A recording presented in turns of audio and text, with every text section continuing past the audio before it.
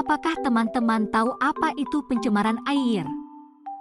Pencemaran air merujuk pada kondisi di mana air, baik itu air sungai, danau, laut, atau sumber air lainnya, terkontaminasi oleh bahan-bahan berbahaya atau zat-zat yang mengganggu keseimbangan alami dan kualitasnya. Pengendalian pencemaran air adalah serangkaian upaya yang dilakukan untuk mengurangi atau mencegah masuknya zat-zat pencemaran ke dalam sumber air, serta untuk memperbaiki dan menjaga kualitas air agar tetap bersih dan aman untuk digunakan oleh manusia dan kehidupan lainnya. Yang pertama yaitu limbah industri. Industri-industri seperti pabrik kimia, pabrik pengolahan logam, dan pabrik tekstil menghasilkan limbah yang mengandung zat-zat berbahaya seperti logam berat, bahan kimia, dan senyawa organik yang dapat mencemari air. Contohnya limbah cair yang mengandung zat-zat beracun dari pabrik kimia yang dibuang langsung ke sungai atau saluran pembuangan. Lanjut yang kedua, limbah domestik. Limbah domestik terdiri dari air limbah yang berasal dari rumah tangga, perkantoran, dan fasilitas umum lainnya. Limbah ini mengandung zat-zat organik, deterjen, dan bakteri yang dapat mencemari air. Contohnya limbah domestik yang dibuang ke saluran pembuangan kota tanpa pengolahan yang memadai. Yang ketiga, pertanian. Praktik pertanian juga dapat menyebabkan pencemaran air melalui penggunaan pestisida, herbisida, dan pupuk kimia. Sisa-sisa pestisida dan pupuk yang tidak diserap oleh tanaman dapat mencemari air tanah dan air permukaan saat terjadi limpasan atau infiltrasi. Contohnya aliran limpasan air hujan yang mengandung pestisida dari ladang pertanian ke sungai atau danau di sekitarnya. Yang terakhir, perubahan iklim. Perubahan iklim dapat mempengaruhi kualitas air melalui berbagai cara, termasuk perubahan pola hujan, suhu air, dan ketersediaan air. Perubahan iklim juga dapat meningkatkan risiko pencemaran air akibat bencana alam seperti banjir dan kekeringan. Contohnya peningkatan suhu air yang memicu pertumbuhan alga yang berlebihan, eutrofikasi, mengganggu ekosistem air dan menyebabkan pencemaran air. Beberapa dampak pencemaran air: 1. Terancamnya kehidupan air. 2. Gangguan pada ekosistem. 3. Kesehatan manusia. 4. Kerugian ekonomi. 1. Terancamnya kehidupan air.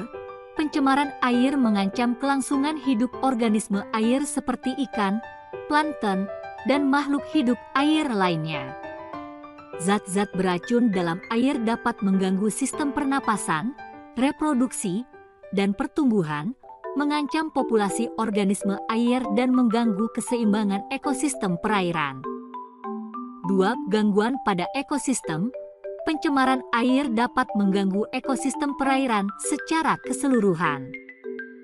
Perubahan dalam kualitas air, termasuk peningkatan kandungan nutrien dan zat-zat beracun, dapat memicu pertumbuhan alga yang berlebihan, eutrofikasi, meningkatkan tingkat sedimentasi, dan mengurangi ketersediaan oksigen terlarut.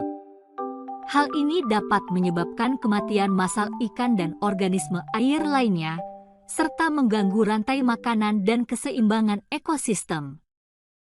3. Kesehatan manusia. Pencemaran air juga memiliki dampak negatif pada kesehatan manusia.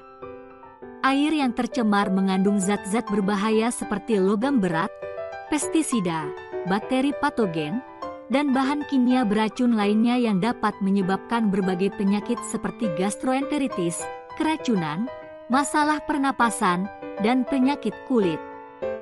Pemaparan jangka panjang terhadap air yang tercemar juga dapat meningkatkan risiko kanker dan gangguan sistem saraf. 4. Kerugian ekonomi. Pencemaran air menyebabkan kerugian ekonomi yang signifikan. Misalnya, pencemaran air dapat mengurangi produktivitas sektor perikanan dan pertanian, mengakibatkan kematian massal ikan dan hewan ternak, serta menurunkan kualitas hasil pertanian. Selain itu, Biaya perawatan kesehatan yang meningkat akibat penyakit yang disebabkan oleh air tercemar juga dapat menyebabkan beban ekonomi yang berat bagi masyarakat dan pemerintah. Cara pengendalian pencemaran air. 1. Pengelolaan limbah. Penerapan teknologi pengolahan limbah yang efektif dan ramah lingkungan di industri, rumah tangga, dan sektor pertanian. 2. Penerapan regulasi. Menetapkan peraturan dan standar yang ketat terkait dengan pembuangan limbah dan penggunaan sumber daya air. 3. Pengembangan infrastruktur. Membangun sistem pengolahan air limbah yang memadai dan efisien untuk memastikan limbah domestik dan industri diolah sebelum dibuang ke lingkungan. 4. Pendidikan dan kesadaran masyarakat. Kampanye pendidikan tentang pentingnya menjaga kebersihan air dan praktik penggunaan air yang bertanggung jawab. Baik, teman-teman, dari pembahasan kita tadi sekarang kita masuk ke sesi pertanyaan. Berikut ini adalah pertanyaannya. Dengan iklim yang sulit ditebak, bagaimana manusia dapat mengendalikan pencemaran air yang disebabkan oleh perubahan iklim? A. Tidak ada karena urusan alam. B. Mengurangi penggunaan air bersih secara berlebihan. C. Pengurangan emisi gas rumah kaca, pengelolaan air limbah. D. Tidak ada jawaban yang benar.